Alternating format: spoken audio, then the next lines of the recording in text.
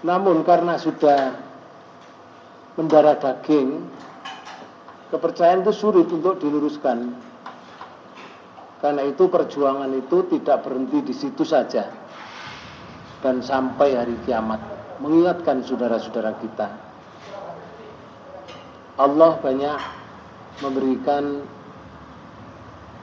sindiran terhadap mereka, sebagaimana di dalam Quran surat 2, surat Al-Baqarah di ayat 170.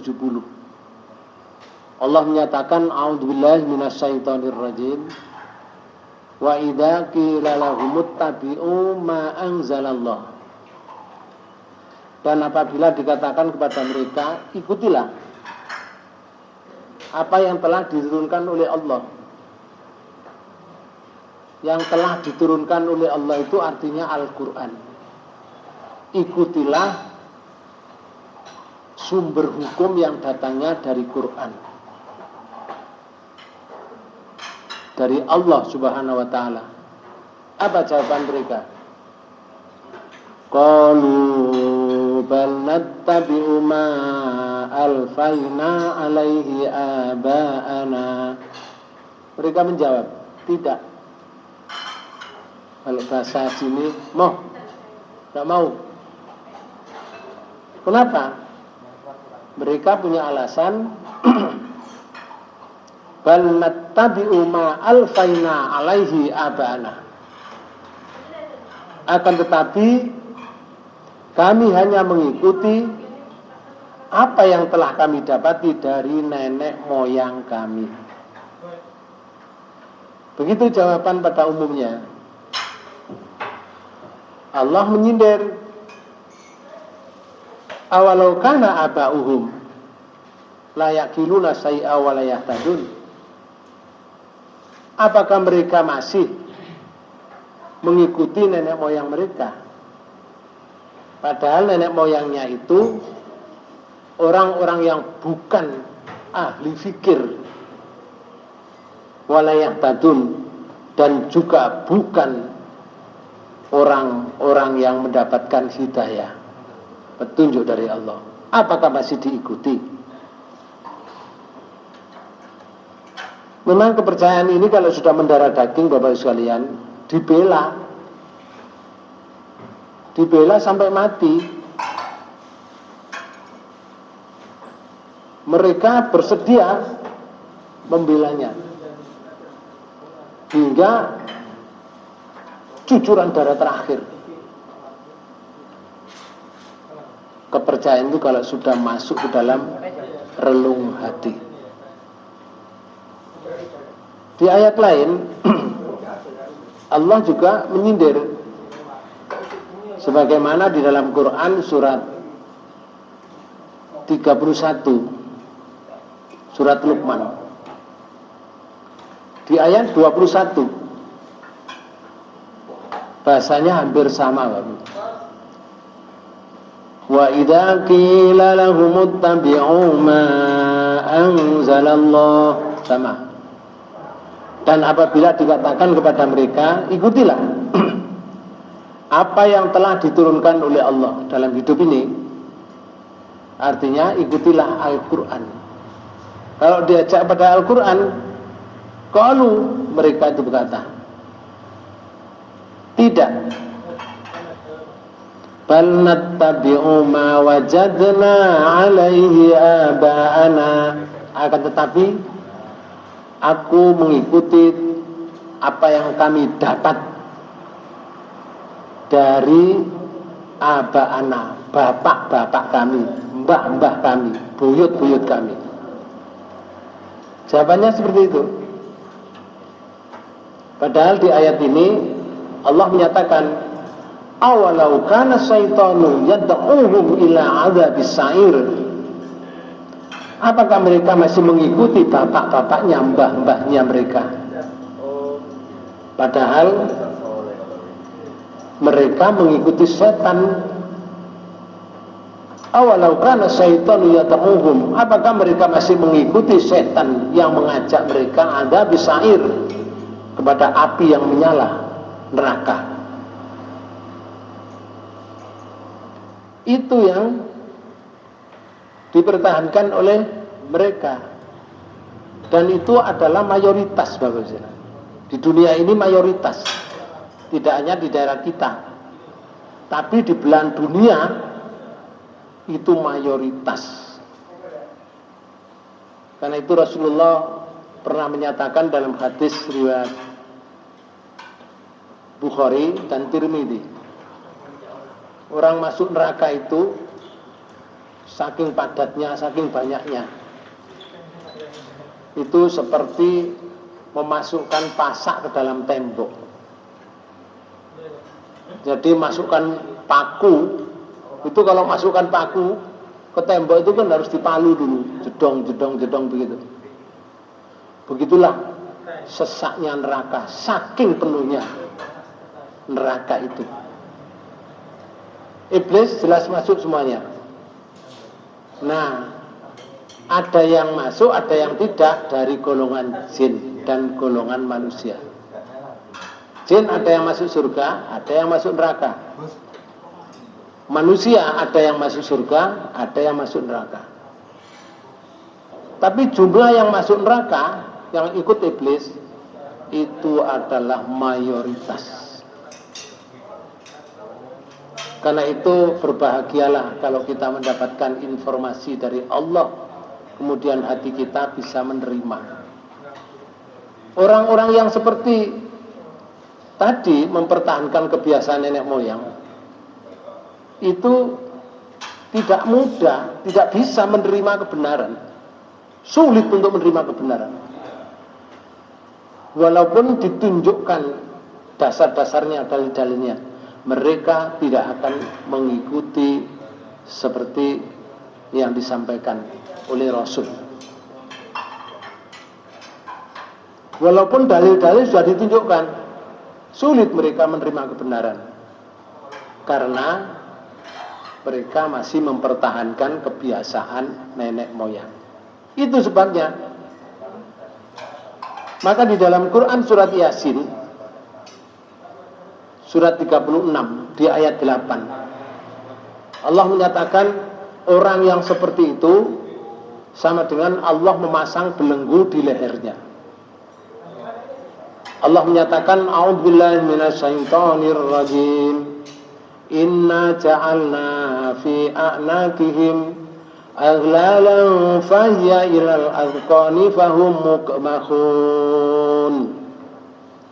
Sesungguhnya aku memasang belenggu, ja'alna fi a'naqihim, di leher mereka. Sama dengan Allah memasang belenggu di lehernya mereka. Fahya ilal azqani, kalau belenggu itu sudah dibelitkan, lalu tangan mereka ditarik ke atas, ke bawah janggutnya, fahum muqmakhun, kalau sudah penuh belitan di leher ini, fahum muqmakhun, keadaan mereka adalah tertengada, dangak. Kalau bahasa kita itu dangak. Ini adalah sebuah perumpamaan hidup. Hidup itu kalau tertengada ke atas, dangak, itu tidak bisa melihat bawah, tidak bisa melihat tempat yang dipakai jalan, sehingga tidak bisa menempuh pada tujuan yang sebenarnya. Kalau orang itu dalam keadaan dangak, kemudian disuruh berjalan ke stasiun, tidak sampai ke stasiun, masih 5 meter sudah kecemplung jublang, sudah masuk got, karena dangak, tidak tahu jalan. Artinya, apakah orang itu dangak hidupnya? Tidak. Ini adalah perumpamaan hidup jiwanya orang yang mempertahankan kebiasaan nenek moyang mereka. Itu diibaratkan oleh Allah seperti hidup yang tertengada ke atas, dangak, tidak bisa diluk karena penuh dengan belitan di leher itu. Apakah orangnya itu akannya tidak sehat? Sehat, Apakah badannya juga tidak sehat? Sehat. Badannya sehat, akalnya sehat. Kadang-kadang status sosialnya sangat tinggi. Dia punya pabrik. Kadang-kadang jadi pejabat. Pejabat tinggi, pejabat paling tinggi. Bisa saja menjadi raja, menjadi presiden. Tapi kalau mereka mempertahankan kebiasaan nenek moyang, maka hidup seperti ndangak, tidak tahu jalan. Kalau tidak tahu jalan, Bapak Ibu sekalian, jalan hidup itu ada dua. Yang satu jalan fujur, yang satu jalan takwa. Fa'alhamaha fujuraha wa taqwaha. Diberi jalan oleh Allah. Yang satu jalan fujur, jalan menuju pada dosa.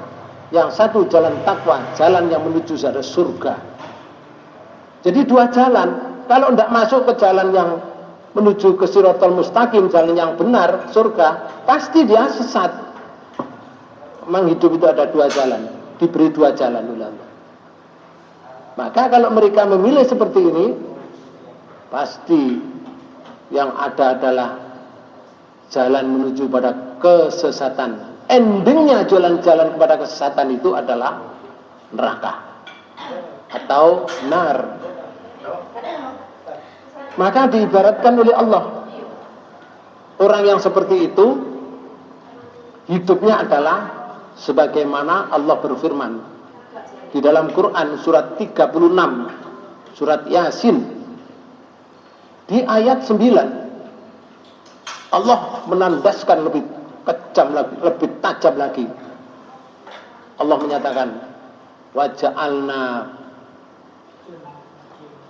Kalau dari ayat 6 ayat 8 tadi, inna ja'alna fi anakim aghlalam fa hiya ila qanifahum kumahun wa ja'alna min baini aydihim. Kemudian Allah menjadikan min baini aydihim saddah, dari sebelah mukanya itu diberi tabir atau tembok. Wa min khalfihim saddah, dan dari belakang mereka juga diberi tembok. Pertanyaannya Bapak Ibu sekalian, kalau orang itu seperti kita berdiri seperti ini, kemudian di muka saya ini ada tembok, pertanyaannya, bisa nggak saya melihat orang-orang yang di muka tembok ini? Tentu tidak bisa, karena penglihatan saya terhalang oleh tembok. Wa min khalfihim sadda, di belakang mereka juga ada tembok.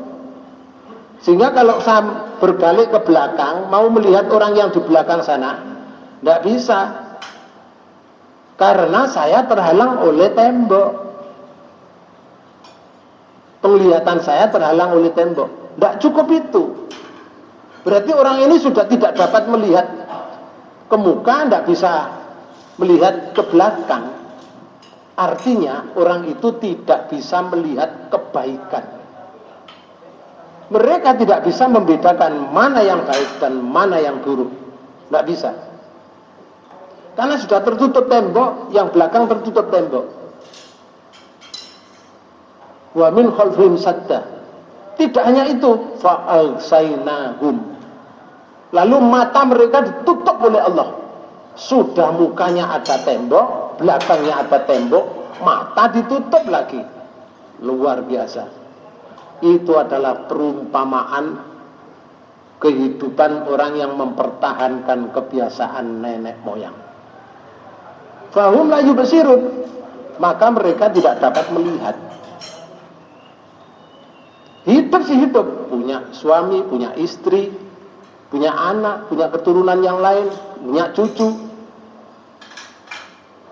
Dia status sosialnya, keduniaannya baik juga, badannya sehat, punya pejabat, punya jabatan.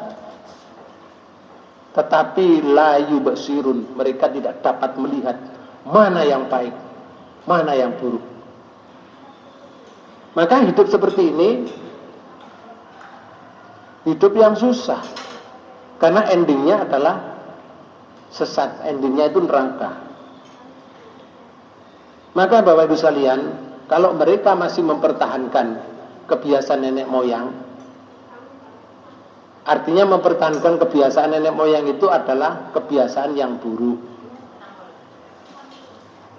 Itu sebetulnya mereka mengingkari dirinya. Karena sejak dahulu sebelum lahir ke dunia, itu sudah diambil sumpah oleh Allah. Sebelum lahir, kita semuanya Bapak Ibu sekalian, diambil sumpah oleh Allah sejak sebelum lahir. Mana sumpahnya? Di dalam Quran surat 7, surat Al-A'raf. Di ayat 172 Allah menyatakan, A'udzu billahi minasyaitonir rajim. Wa in akhadha rabbuka min bani adama min dzurrihim dzurriyyatahum wa ashhadahum ala anfusihim.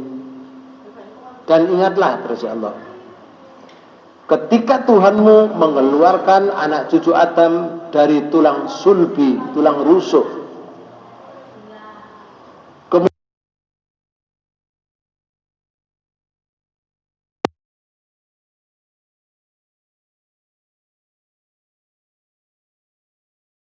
alastu birabbikum, kalau bahasa bebasnya, wahai makhluk yang akan keluar ke dunia, manusia, alastu birabbikum, apakah saya ini bukan Tuhanmu? Alastu birabbikum, apakah saya ini bukan Tuhanmu? Kita semuanya dulu Bapak Ibu sekalian menjawab, bala, qalu, mereka menjawab, bala, iya ya Allah, Engkau adalah Tuhan saya. Syahidna, kami bersaksi. Ini sumpah kita Bapak Ibu sekalian, dulu waktu sebelum kita lahir. Karena itu kalau begitu lahir mengingkari, tidak mengakui Allah sebagai Tuhan yang Maha Esa, katut kepercayaan nenek moyang yang terpengaruh oleh situasi, terpengaruh oleh keadaan, terpengaruh oleh daerah yang ditempati. Maka mereka berarti mengingkari diri. Ini banyak contoh Pak Bu. Misalnya ya, walaupun mereka mengingkari kepercayaan kepada Allah, pada suatu ketika akan muncul. Misalnya Allah mengujinya dengan ujian yang tidak enak. Orang yang tidak mengakui Tuhan itu kalau di daerah kita ini Pak Bu, namanya Organisasi Partai Komunis Indonesia. Tidak mengakui Tuhan itu. Dianggap hidup ini kebetulan. Maka kalau orang itu diuji oleh Allah, misalnya ujiannya tidak enak, katakan seorang istri misalkan, suaminya kerjanya nggak baik-baik sajalah, dia tukang batu misalnya atau kuli batu, sudah pergi 2 pekan belum pulang, anak di rumah ada 3. Yang satu umur 12 tahun, berarti SD mau tamat. Yang satu umur 5 tahun, berarti belum masuk SD. Yang satu umur 2 bulan, masih baru lahir. Suami kerja. Pada suatu ketika Allah mengujinya. Anak yang pertama kena sakit muntaber atau sakit tipes, muntaber dan tipes, masuk rumah sakit. Suaminya ditelepon tidak diangkat, temannya ditanya, dia tidak tahu suaminya, biasanya kerja tapi ini beberapa minggu ini nggak ikut kerja. Wah, sudah curiganya luar biasa. Anak sedang di rumah sakit. Kalau orang tua merawat anak di rumah sakit, pasti yang dua keteteran. Yang dua itu tidak terawat, apalagi yang baru lahir, butuh ASI yang segar. Karena tidak terawat, kesehatannya menurun, imunnya menurun, sakit lagi. Begitu diperiksakan, anak keduanya sakit, ketiga-tiganya masuk rumah sakit. Bayangkan, kalau seorang ibu merawat 3 anak di rumah sakit, sedang suami dikontak tidak menjawab, tidak ada, bagaimana rasanya? Kalau kita yang menjadi orang tua seperti itu, pasti susahnya luar biasa. Bapak Ibu sekalian, namanya tetangga, siapapun, apapun kepercayaannya, namanya tetangga, disambangi oleh tetangga. Apa yang disampaikan oleh tetangga? Melihat keadaan mereka seperti itu, hanya pesan begini, ya dek, sampean sing sabar, ini ujian dari Allah kepada sampean. Anak sampean sakit semua, bapaknya ditelepon tidak bisa, sampean sing sabar. Dia hanya menangis.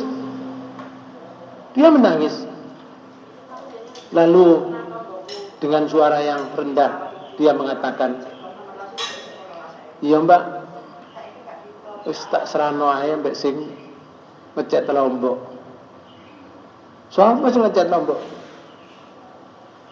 Dia tidak bisa mengatakan Allah Subhanahu Wa Taala, tak bisa. Karena kepercayaannya masuk di suatu kelompok yang kelompoknya itu anti Tuhan. Wis tak serano ae mbak, ambek sing ngecet Lombok. Siapa sing ngecet Lombok? Allah Subhanahu Wa Taala. Gak iso muni Allah. Ini tandanya bahwa dulu sewaktu sebelum lahir itu disumpah oleh Allah, sehingga memorinya keluar. Begitu diuji oleh Allah itu seperti itu, baru ingat yang Maha Kuasa. Gak iso muni Allah. Bapak dan Ibu saudara sekalian, kenapa Allah memberikan kesaksian ketika kita sebelum lahir? Di surat 7 ayat 172 itu Allah menyatakan begini, antakulu yaumal kiamati inna kunna an hada ghafilin. Agar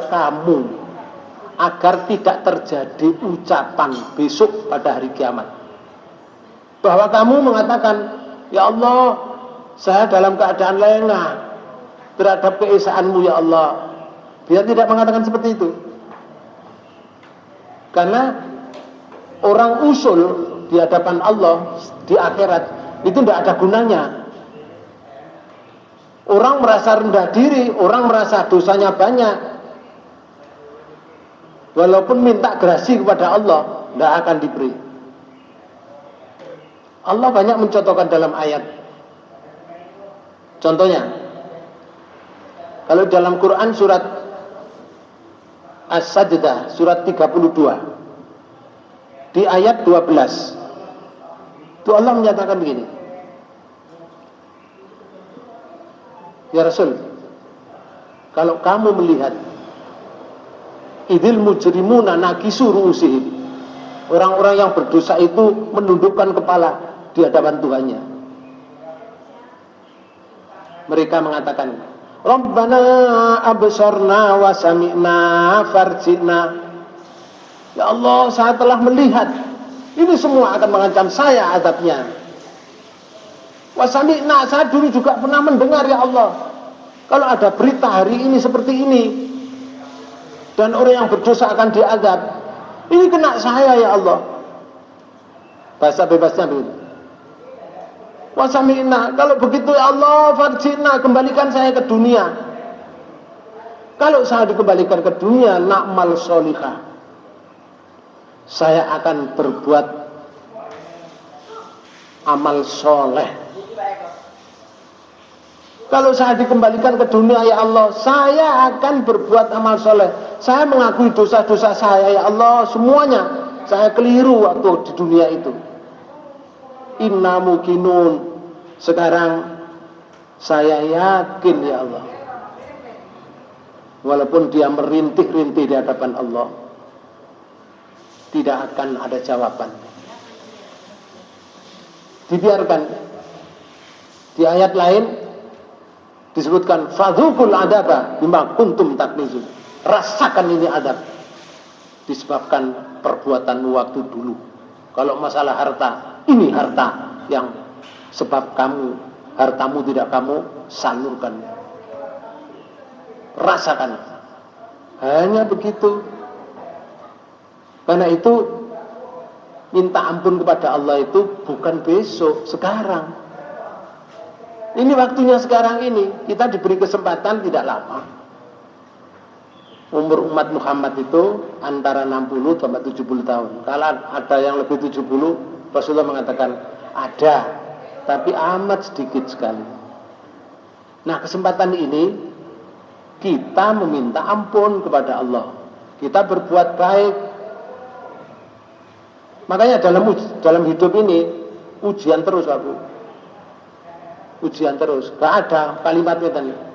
Alah, nanti kalau anak-anak saya sudah besar, saya bebas, tidak mendapatkan masalah. Jadi sopo sing ngarani?